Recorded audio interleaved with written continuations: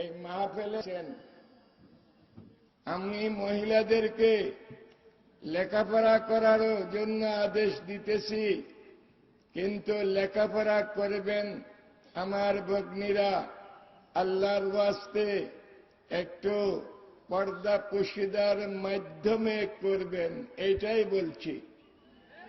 পর্দা পুশিদার মাধ্যমে চাকরি বাকরি করবেন, এইটাই বলছি। আমি কোন সময় একটা ওয়াজ করেছিলাম, পর্দার ওয়াজ, ওখানে আমি আমার আগের পরের কথা কিছু আনে নাই, শুধু বলতেছে আপনারা মহিলাদেরকে আমি কোনো সুযোগ দিব না।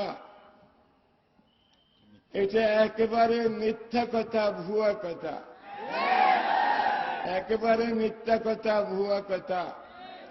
আমি মহিলাদেরকে রানীর সাথে তুলনা দিয়েছি, রানী রানী। আমি মহিলাদেরকে ফুলের সাথে তসবিহ দিয়েছি, ফুল ফুল, এরা ফুল।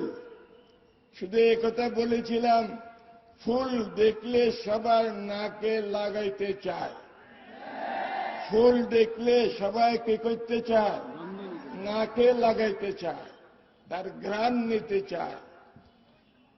যে সেই জন্য তাদেরকে বলছি, তোমরা উলঙ্গ অবস্থায় এদিক সেদিক ঘুরাফেরা করবেন না, এদিক সেদিক ঘুরাফেরা করবেন না। এই কথা বুঝে নাই, সরকারও বুঝে নেয়, সরকারের মন্ত্রী এটা এরাও বুঝে নেয় আমার কথা।